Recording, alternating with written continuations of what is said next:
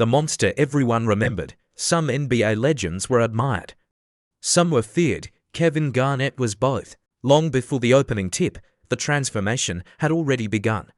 He would scream at the top of his lungs, slam his head into the basket stanchion, pound his chest, bark at opponents, and stare into their eyes as if every game was personal. His trash talk became legendary. His intensity unsettled opponents. Even some teammates admitted it could be overwhelming. To anyone watching, Kevin Garnett looked completely unhinged. But here's what most people misunderstood. None of it was an act. Every scream, every stare, every emotional outburst served one purpose: winning, not fame, not statistics, not popularity, winning. Because beneath the emotion was one of the smartest, hardest working players the NBA had ever seen. A nearly 7-foot forward who could defend every position, handle the ball like a guard, orchestrate an offense, and prepare for games with an obsession few players could match. He helped redefine what a modern big man could become. He inspired a generation of players who followed his path straight from high school to the NBA, and the contract he signed would reshape the league itself. Yet despite all of that, most fans don't remember Kevin Garnett for his awards. They remember the fire. The question is, where did that fire come from? To understand the man who terrified opponents for 2 decades, we have to go back to where it all began, where the fire was forged. Kevin Garnett wasn't born with that intensity. Life built it. Growing up in rural South Carolina, his world was simple, but it wasn't always easy. His mother believed education was the only path to a better future, and she wasn't willing to let basketball distract him from it. For Kevin, though, basketball was never just a game, it became his escape. Whenever life at home felt overwhelming, he disappeared onto a basketball court. It was the one place where frustration, fear, and doubt could be left behind.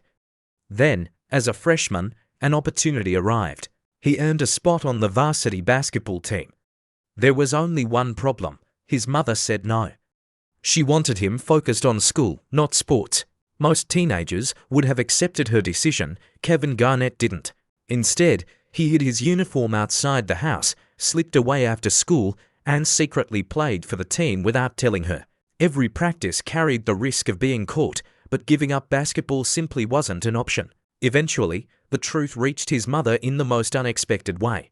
A customer sitting in her beauty salon casually mentioned she was hurrying to watch Kevin Garnett play that night. His mother was stunned. She had no idea her son had been playing all along. Later that evening, she walked into the gym expecting disappointment. Instead, she witnessed something completely different. She saw a teenager playing with a level of passion that couldn't be taught. In that moment, everything changed. She realized basketball wasn't distracting Kevin from his future, it was his future. From then on, she became his biggest supporter but also his toughest critic, making sure his talent was matched by discipline. As Garnett grew, so did his reputation. By his junior year, he was one of the best high school players in South Carolina. College recruiters were lining up to watch him, and his future looked brighter than ever. Then, in an instant, it nearly disappeared. Garnett became caught up in a fight at school. Although he wasn't responsible for the violence, he was still charged along with several others. The legal trouble threatened to scare away college programs before his career had truly begun. His mother knew they couldn't afford another mistake, so she made a life-changing decision. She moved the family to Chicago. Neither of them realized it at the time, but that single decision would change the course of basketball history. Because Chicago wasn't just giving Kevin Garnett a fresh start, it was about to reveal a player the NBA had never seen before, the teenager who changed the NBA forever. Chicago didn't just give Kevin Garnett a second chance, it revealed what he was truly capable of. At Farragut Academy, Garnett looked like something basketball had never seen before. He stood nearly 7 feet tall, he had the wingspan of a center, but he moved with the speed, balance, and ball handling of a guard. Every game attracted more scouts, every performance made the hype even louder. Soon, his reputation spread beyond high school gyms. During legendary pickup games in Chicago, Garnett found himself sharing the court with NBA stars. One day, Michael Jordan invited the young forward into a game. Instead of shrinking under the spotlight, Garnett embraced it. Jordan challenged him to guard Scottie Pippen. It was a moment Garnett would never forget.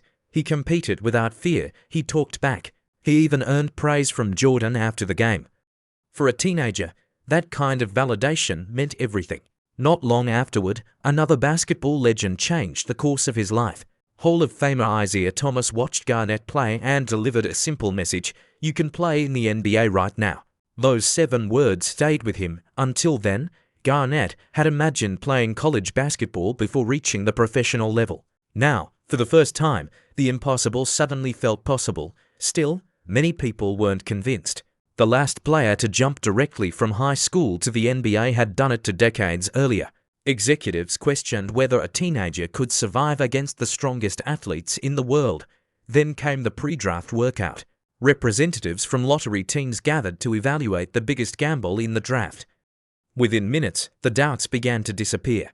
Garnett sprinted through every drill as though it were Game 7 of the NBA Finals. He chased every loose ball, he attacked every dunk with force. He defended every possession with relentless energy. He wasn't trying to impress the scouts. He was trying to prove they had underestimated him. Minnesota Timberwolves executives entered the workout wondering whether taking a high school player was too risky. They left hoping no other team would select him first. On draft night in 1995, Kevin Garnett became the 5th overall pick. It was more than a personal achievement. It marked the beginning of a new era. Over the next decade, stars like Kobe Bryant, Tracy McGrady, and LeBron James would follow the path Garnett helped reopen. But making history came with a new challenge. At just 19 years old, Kevin Garnett wasn't walking into an ordinary NBA. He was entering one of the toughest eras the league had ever known, an era ruled by Michael Jordan, Hakeem Olajuwon, Shaquille O'Neal, and a generation of veterans who had no intention of taking it easy on a teenager. If Garnett wanted respect, he would have to earn it the hard way. The most intense competitor in basketball. Kevin Garnett entered the NBA as the youngest player in the league, but he refused to be treated like one. From his very first training camp, veterans noticed something different about him. Every sprint became a race, every drill became a battle. Losing even in practice was unacceptable.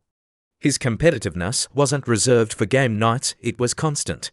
Veteran forward Sam Mitchell challenged him every day, pushing the teenager to match the league's physicality and discipline. Instead of backing down, Garnett absorbed every lesson and demanded even more from himself. It didn't take long for the results to show. By just his 2nd season, Garnett had become an NBA All-Star and helped lead the Timberwolves to the first playoff appearance in franchise history. Alongside rising point guard Stephen Marbury, Minnesota suddenly looked like one of the league's brightest young teams. For the first time, the Timberwolves had hope. Then everything changed. Before the 1997-98 season, Garnett signed a 6-year, $126 million extension, the richest contract in professional sports at the time. The reaction was immediate. Many believed he hadn't earned that kind of money. Critics questioned whether a 21-year-old with only 2 NBA seasons deserved a record-breaking deal. The contract became one of the biggest stories in basketball and later played a significant role in the league's labor negotiations and the introduction of a new salary system. But while everyone else debated dollars, Garnett cared about something else: winning. When Stephen Marbury was traded away after the 1999 lockout season, Garnett suddenly found himself carrying an ordinary roster with almost no room for error. Most superstars would have seen their numbers fall. Garnett did the opposite. Every season, he became more complete. He could protect the rim like a center, switch onto guards without hesitation, lead the fast break, create offense for teammates, and score whenever his team desperately needed a basket. There were very few weaknesses in his game. But what separated Garnett from other stars wasn't just talent, it was preparation. Long after games ended, while many players were heading home, Garnett was studying film. He paid team fines just to keep scouting reports so he could spend the off-season learning every opponent's tendencies. Nothing was left to chance. Even his famous trash talk had a purpose. Opponents heard insults, his teammates heard instructions. By constantly talking, Garnett disguised defensive communication while throwing opponents off their rhythm. It was psychological warfare wrapped inside non-stop emotion. Then there were the rituals, the chest pounding, the screaming, the headbutt against the basket support before tip-off. To many fans, it looked like pure emotion. To Garnett, it was preparation. He wasn't trying to entertain the crowd, he was convincing himself that the next 48 minutes were a fight and he intended to win it. The problem was, no matter how brilliantly Garnett played, basketball remained a team game. Year after year, Minnesota reached the playoffs. Year after year, they walked away empty-handed. One of the greatest competitors in basketball was running out of chances, and after nearly a decade of carrying the franchise alone, his defining season was finally about to arrive, the season that changed everything. By 2003, Kevin Garnett had spent nearly a decade proving he could carry a franchise. Now, for the first time, he finally had help. The Timberwolves added veteran guards Sam Cassell and Latrell Sprewell, giving Garnett the strongest supporting cast of his career. The difference was immediate. Instead of trying to do everything himself, Garnett could finally focus on doing what he did best, making everyone around him better. Minnesota quickly became one of the NBA's most dangerous teams, but Garnett wasn't satisfied. After an inconsistent start to the season, he called a players-only meeting. The message was simple: enough excuses. If they wanted to accomplish something special, everyone had to commit completely. The team responded. The Timberwolves caught fire, finishing with 58 wins, the best record in franchise history and the top seed in the Western Conference. Meanwhile, Garnett was playing the best basketball of his life. He led the league in rebounds. He scored over 24 points per game, protected the rim, created offense, defended every position on the floor. There wasn't another player who impacted every aspect of the game the way he did. The league noticed. Kevin Garnett was named the 2004 NBA Most Valuable Player. It was the first MVP award in Timberwolves history. And finally, after years of heartbreaking playoff exits, Minnesota broke through. Garnett dominated the Denver Nuggets, leading the franchise to its first ever playoff series victory. Then came an unforgettable battle with the Sacramento Kings, Game 7, the biggest game of Garnett's career. Before the matchup, he described his mindset like a soldier preparing for war, not because he wanted violence, but because that's how seriously he approached competition. And once the game began, he backed it up: 32 points, 21 rebounds, 5 blocks, 4 steals, one of the greatest Game 7 performances in NBA history. The Timberwolves were heading to the Western Conference Finals.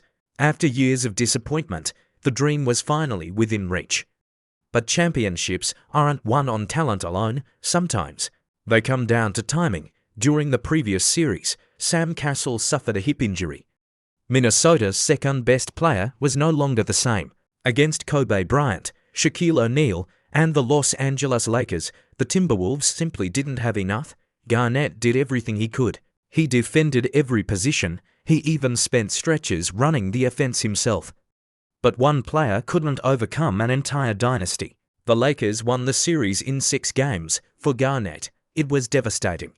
He had just produced the greatest season of his career. He had won the MVP. He had finally reached the conference finals, and yet the championship he had spent his entire life chasing slipped away once again.